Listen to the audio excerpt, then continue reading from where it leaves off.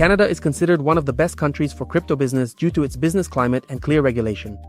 However, getting a license here is a complex process that requires a deep understanding.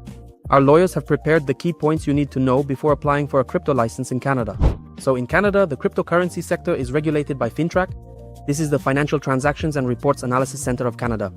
The legislative framework is as follows: the Proceeds of Crime, Money Laundering and Terrorist Financing Act and related regulations. Requirements: crypto companies are required to register with Fintech as virtual currency service providers as a VASP.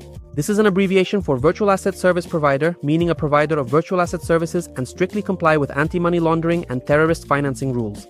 Who needs registration? Registration with Fintech is mandatory for companies offering the following services: exchanging cryptocurrencies for fiat money and vice versa, exchanging one cryptocurrency for another, transferring virtual currencies to other platforms for platform operators, custody services, that is, storage and management of clients' private keys. It's important to understand that besides Fintech, additional licenses may be required from provincial securities regulators, including if your activity is classified as trading in securities or derivatives. Stages of obtaining a license. So, step 1 is preparation. This is defining the business model.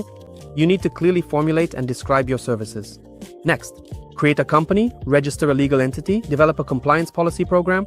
This is the main document, including an assessment of money laundering and terrorist financing risks, KYC and monitoring policies and procedures, reporting on suspicious transactions, appointment of a compliance officer, staff training plan, audit procedures. So in the next step, you will need to register with Fintech. Apply online through the Fintech portal. Provide data about the company, owners, directors, and the responsible person. Timeline. Usually, registration takes up to 30 days after submitting a full package of documents. Cost. There is currently no registration fee. In the third step, you need to obtain provincial permits. This is a key stage. You need to decide how necessary this is.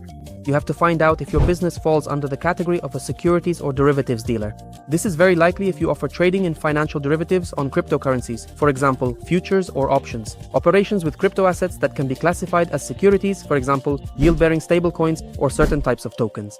The next step is the registration procedure. In case of a positive answer, you will need to register with the relevant securities authorities in each province where you plan to conduct business. This process is significantly more complex and longer than registration with Fintech.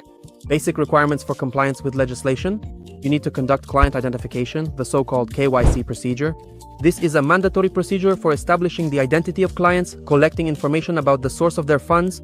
You need to maintain documentation, that is, keep all records of transactions, client identification data, and internal reports for at least 5 to 7 years. Reporting: suspicious transactions.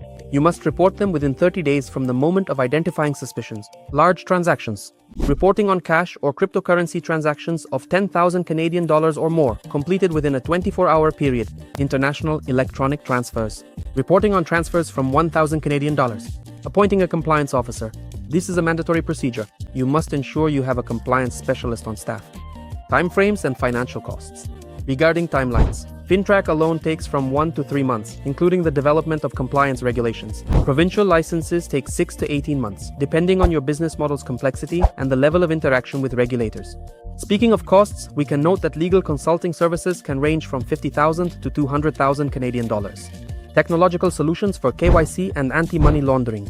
Additional expenses include government fees for obtaining provincial securities licenses, regulatory features in different provinces. Examples: the province of Ontario. It offers a regulatory sandbox and requires registration as a securities or derivatives dealer. British Columbia actively regulates cryptocurrency platforms. Quebec imposes strict requirements for reporting and compliance with internal policies. What recommendations exist for successfully navigating the process? First, hiring qualified lawyers. Without the help of lawyers specializing in fintech and crypto regulation, the process is practically impossible. Second, starting a dialogue with the regulator. This is especially necessary at the provincial level. Preliminary consultations can significantly save time and resources. Third, investing in compliance is necessary from the very beginning. Establish a reliable KYC and AML system. Fourth, considering the possibility of acquiring a ready-made company. Sometimes buying an already registered but inactive company can be a faster and simpler solution. And an important aspect we want to draw your attention to: obtaining a crypto license in Canada isn't just Fintech registration, it's a two-tier system including federal anti-money laundering and counter-terrorist financing rules and provincial securities regulation. This process requires significant financial, time, and expert investments, but ultimately opens access to a promising and growing market with clear rules. In conclusion, our company, West Union Group, has a team of highly qualified lawyers with deep expertise in obtaining crypto licenses, including the VASP license in Canada. And we are ready to provide comprehensive consultations on issues related to obtaining crypto licenses in this country. If the information provided was useful to you, we would appreciate your feedback. For more information or to discuss your questions, please use the contact details in the description or leave a comment under this video.